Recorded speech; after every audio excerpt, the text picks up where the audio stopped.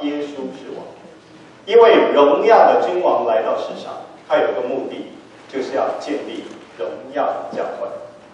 那他要建立荣耀的教会，他就要呼召一批人出来跟从他，为着建立教会的目的。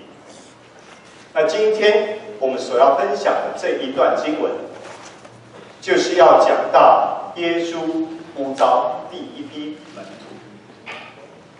请听我读神的话语，马太福音第4章18到21节。这一段简短的经文里面，我们要从2个方面来看。第一个方面，我们来看主的呼召。我们首先看到呼召人的是我们的主耶稣。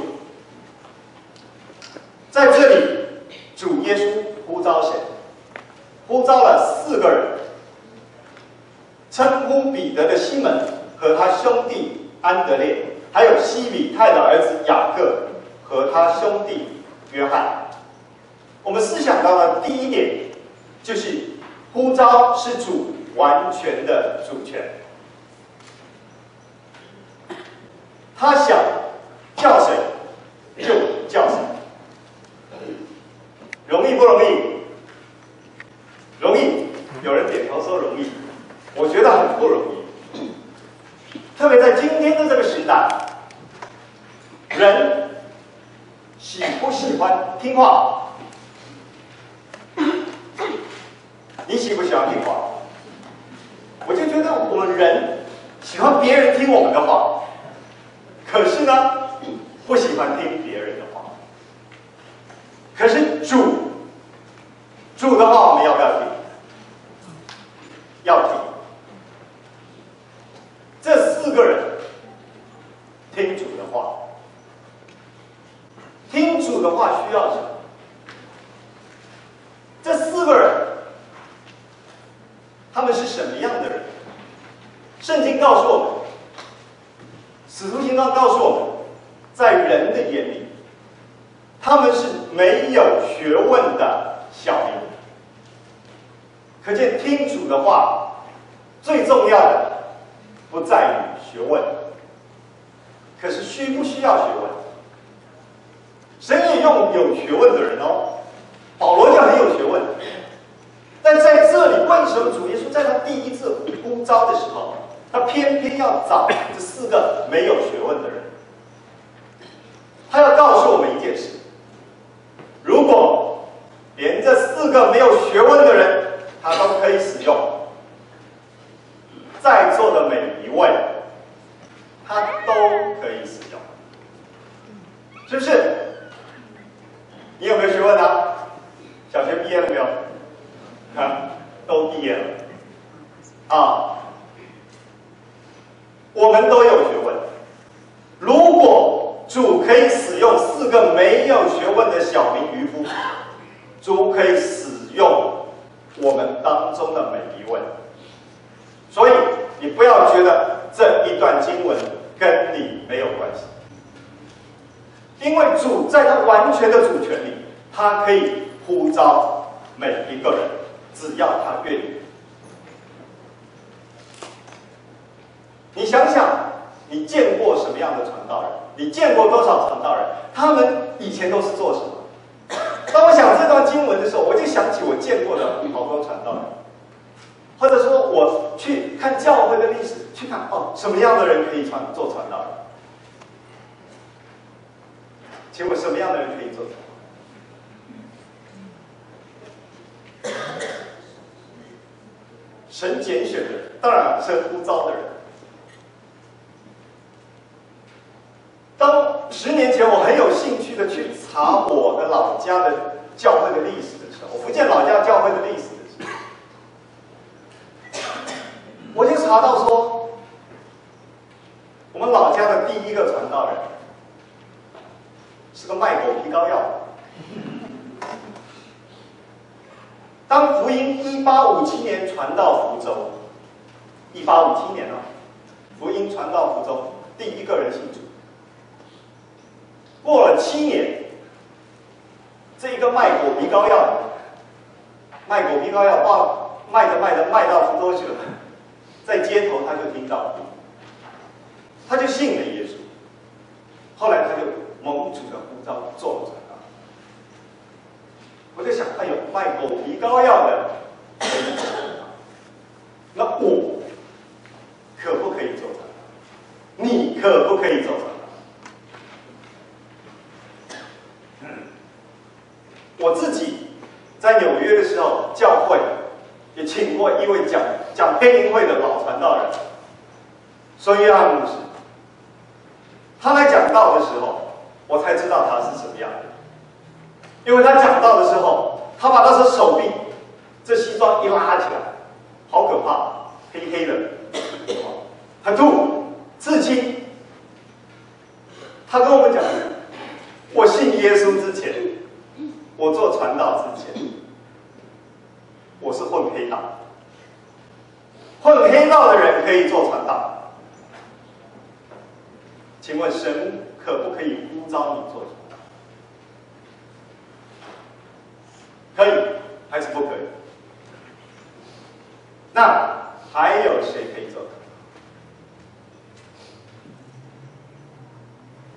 有的人说：“哎，我年纪太大了。”这些都是年轻人，是吧？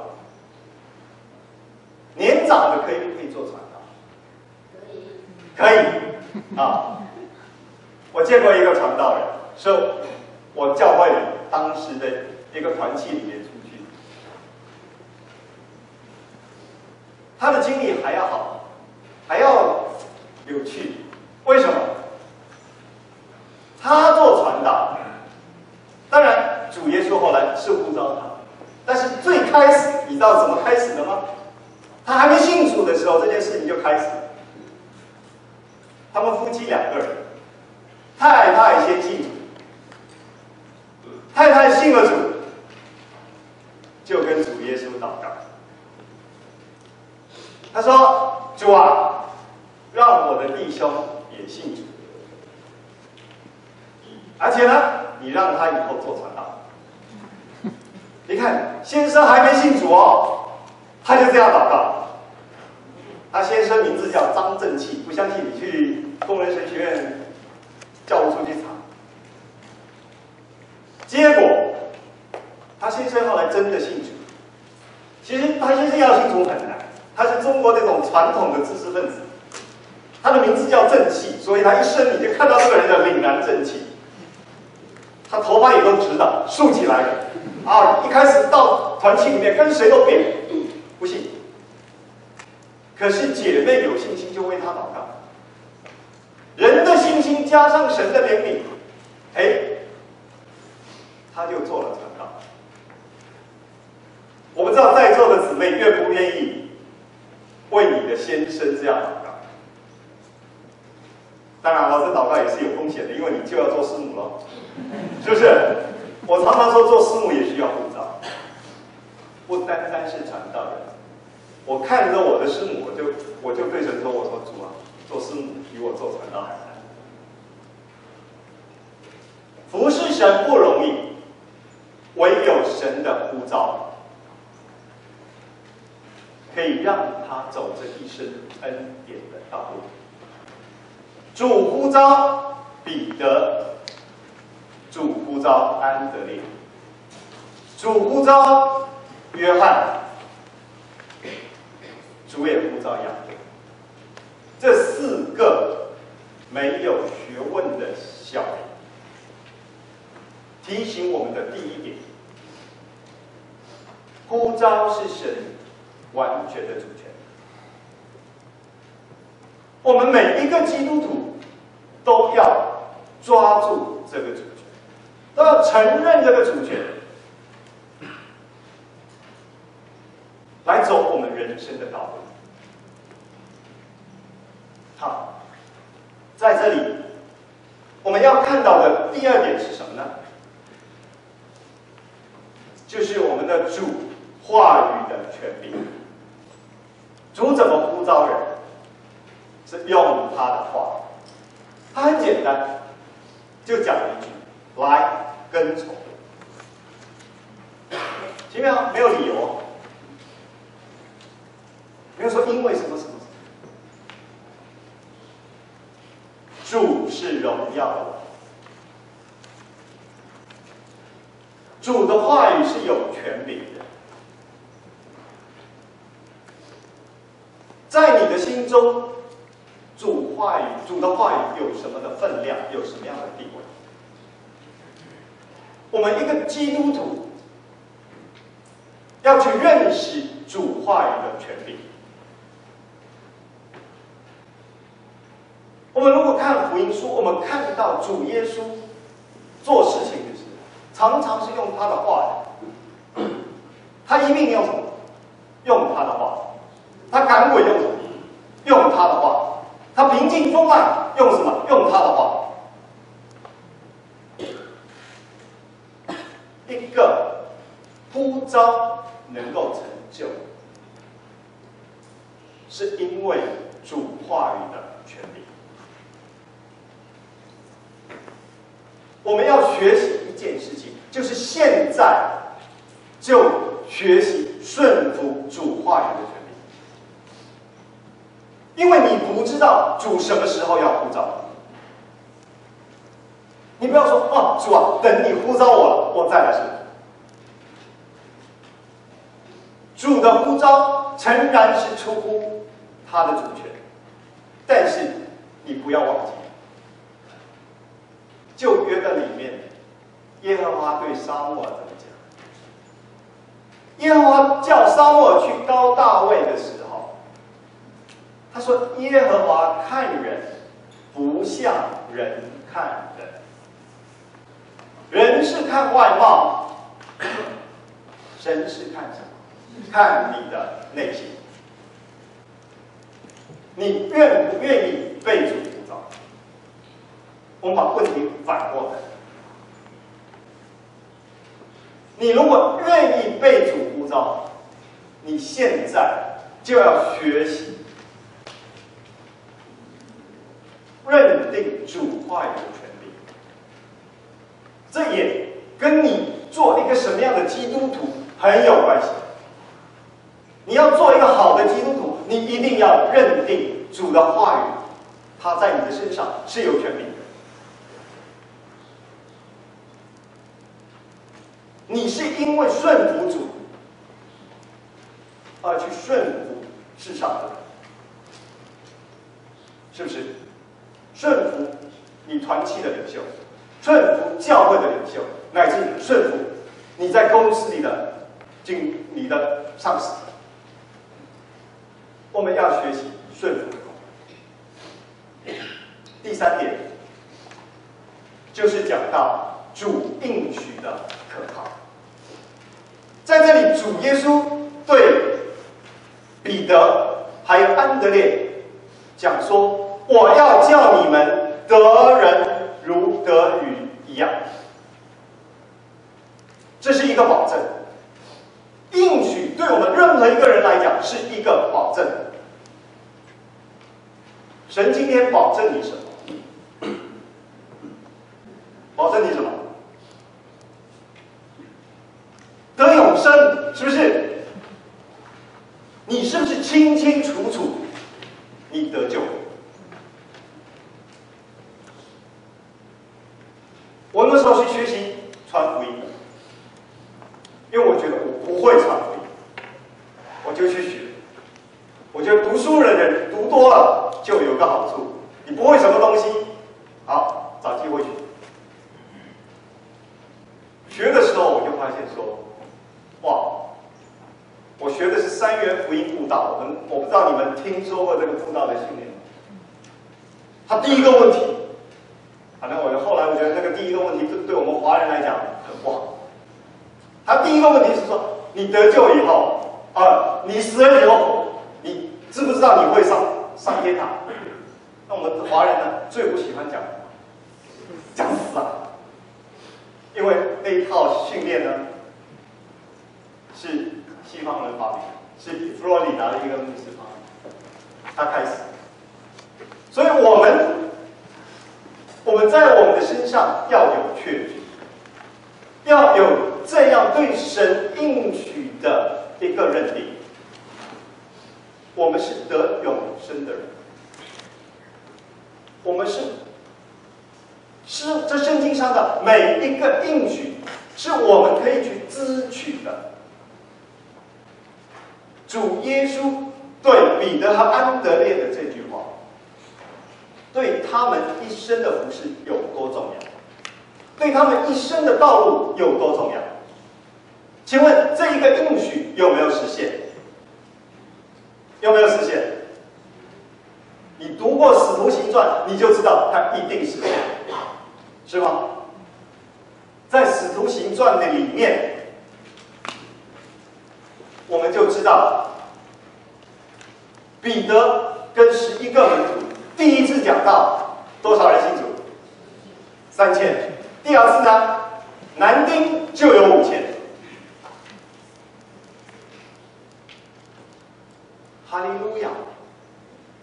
神的应许可靠。可是，当我们为此高兴的时候，我们有没有多想一点点？在这个应许跟使徒行传的应许实现的之间这一段过程里面，发生了什么？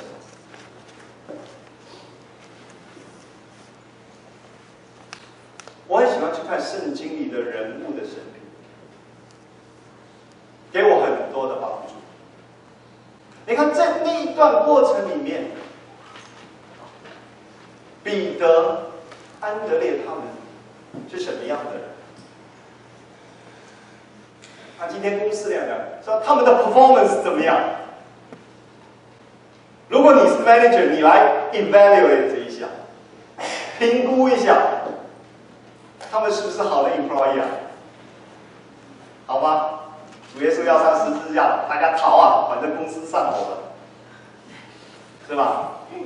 赶快去投入什么？可是，主的应许可不可靠？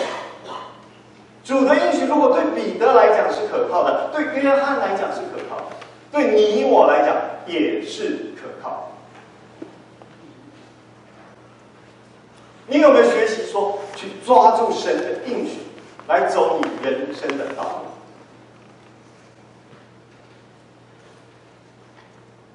我的应许只有一句，马太福音6章33节：先求他的国和他的义，这些东西都要加给你。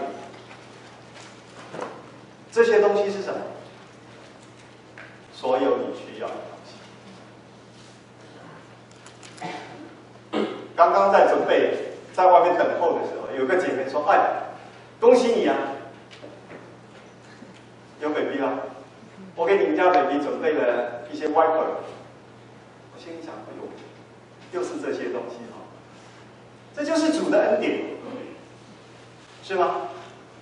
他知道我们一切的需要，我们要先求他的国和他的义。当我们这样去经历的时候，一次一次去经历主的应许的时候，我们的信心就会增长。”我们就会顺服神话语的权柄，我们就会紧紧去抓住神的主权。这个教会才会真正的以我们的主耶稣基督为元首。什么叫荣耀神的教会？什么叫荣耀的教会？就是一个真正让主做元首的教会。就要求我们每一个弟兄姊妹来认清主在我们心中的位置。我们从这个呼召里面，首先看见我们的主是因为什么样的主，我们更加的认识他，我们就会对他的恩典，对他有一个回应。我们接下来就来看这些门徒对主耶稣的回应。那我们从经文的里面，从20节，从22节，我们看见在这里回应的里面有3点。第一点，我们看到他们的回应是立刻的，他们是立刻的顺服了主的话，跟就跟。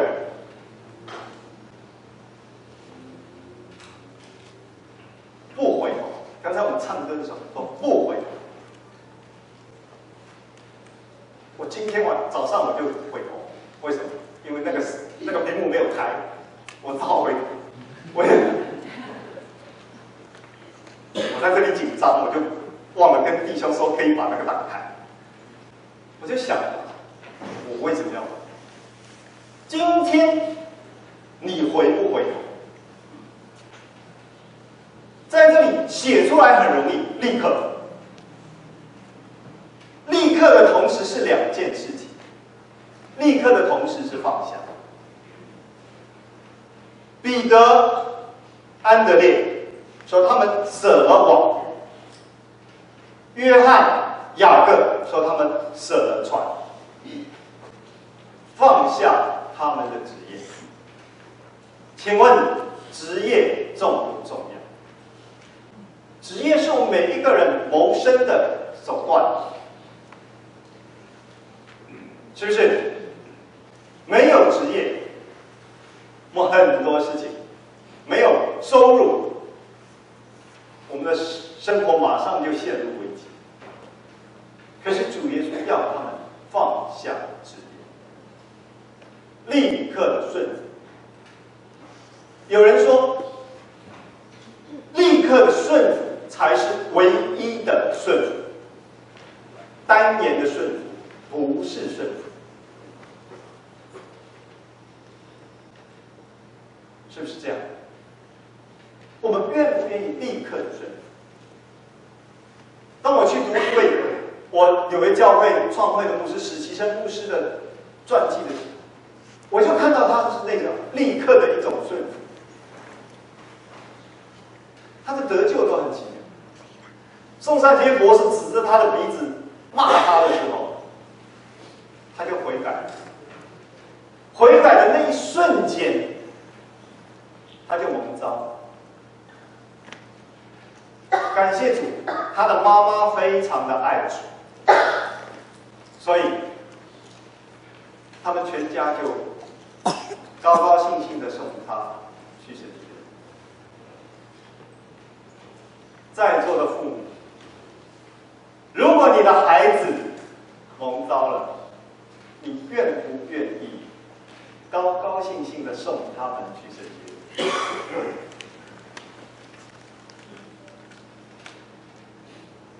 你看，主常常在试验我，放下是一个试验，放下职业。我就发现今天有一些传道人，包括我自己，很难放下。我们为很多的事情忧愁，将来的需要、家庭的需要、个人的需要。在我蒙召的时候，我当时不是平安喜乐。说真的，一开始我非常的害怕，我觉得我怎么能够承担这样的事情？而且那时候，我的教会，我在纽约的时候1000多人，一栋10层的大楼，当时要在进行一个装修的工程，提出来。在教会里，结果有人反对，主任牧师就有很大的压力。我就看着他的头发一天一天的变白，一天一天的变色，我越看越害怕。害怕的时候，你会做什么？感谢主，害怕的时候，我们都可以到主的面前。来向他求问。我等了1年半，主给我有一天他面前说了一句：“我愿意。”很奇妙，当我对他说“我愿意”的时候，我心里有了平安跟喜乐，因为我放下。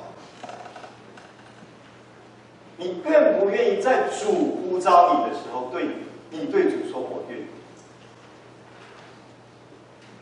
很多人会跟主求印证，我也那个时候苦苦的跟神求印证。像你，我说主啊，像你对基甸一样，向我显明你的旨意。可是主一直沉默，这是我个人的经历。当我踏上这条路的时候，当我战战兢兢的踏上这条路的时候，我不知道我会经历什么。可是，一直到现在，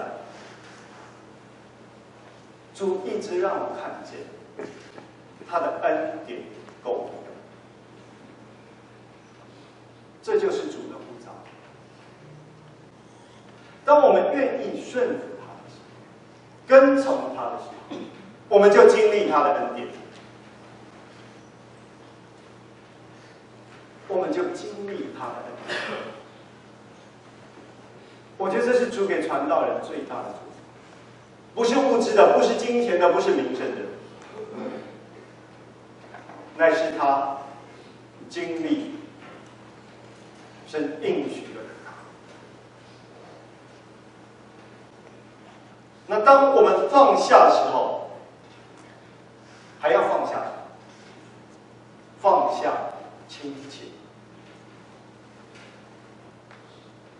到现在，我的家人除了我的母亲，其他的人全部都还没有信主。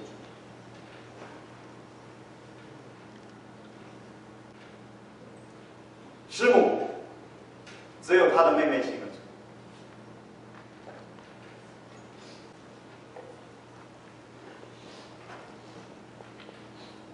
你说他们会同意吗？我一开始都不敢告诉，也是到最后，都等到我的主任牧师都同意为我写推荐信了以后，我才写了一封很长的 email， 把我的见证、蒙召的见证、呼召的见证全部写好，给我的父母。我怕他们不同意。我觉得如果他们不同意，我会非常的难过，好像是一种割舍，是吧？要放下。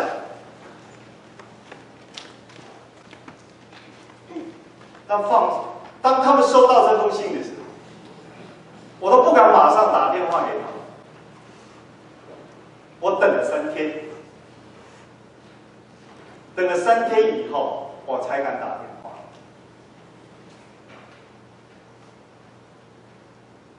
结果我的母亲对我说的第一句话是：“她说，如果主呼召你，如果主选你，你就去。”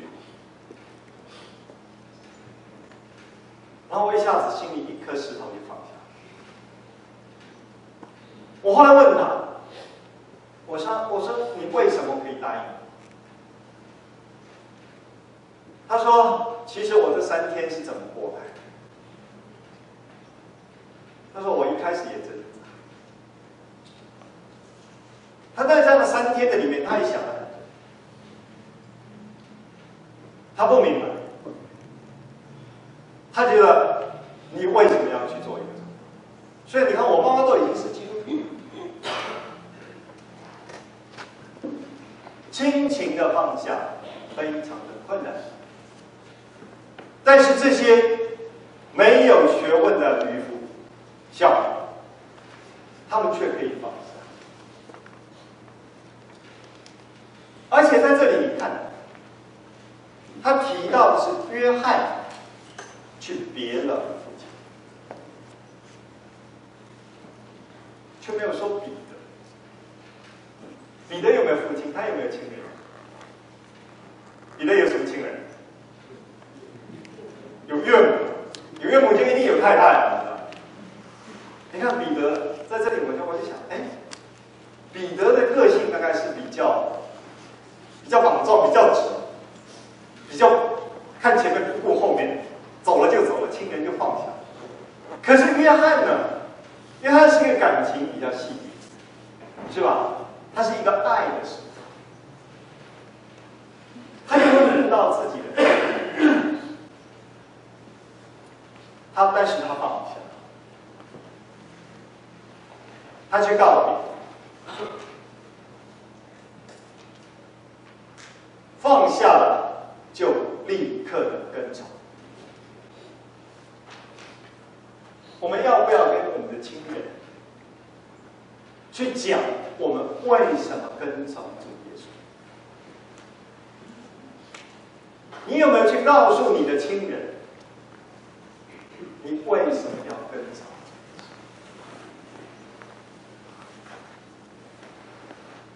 我觉得我们基督徒要做这样一件事情。当我们决定跟从主耶稣的时候，我们很重要的一件事情，就是要去告诉我们的亲人，告诉他们说我们为什么信主，告诉他们说主怎样在我们身上改变我们，为的是什么？为的是让他们有一天也能够跟我们一样，跟从我们的主。好，那总结今天的经文。首先我要讲，这一段经文跟我们每一位都有关系，因为你不知道主要呼召什么，你不知道主要在什么时候呼召，所以我们每一个人都要预备自己。呼召就是什么？就是点名啦，是不是？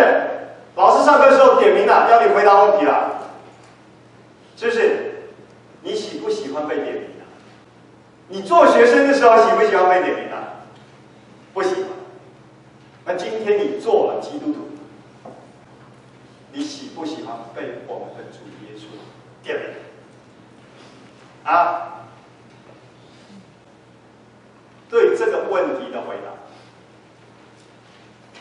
证明你自己是一个什么样的基督徒。这句话严肃哦，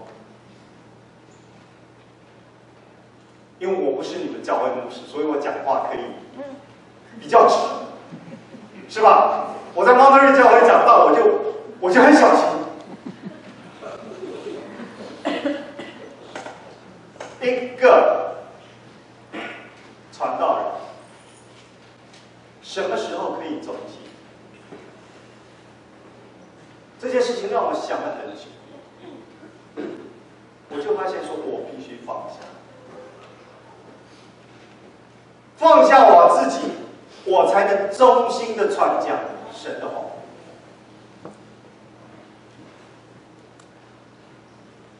主要我们每一位学习一个，就是完全的放下自己，顺服在他的面前，跟随他。有一天，当他呼召你的时候，你立刻顺服，你放下你手中的一切，跟随他。为此，我们要预备自己，在我们每天的生活的当中，预备自己，预备自己有一个顺服的心，顺服神话语的权利，彰显他的荣耀，让这个教会成为荣耀的教会。我们继续。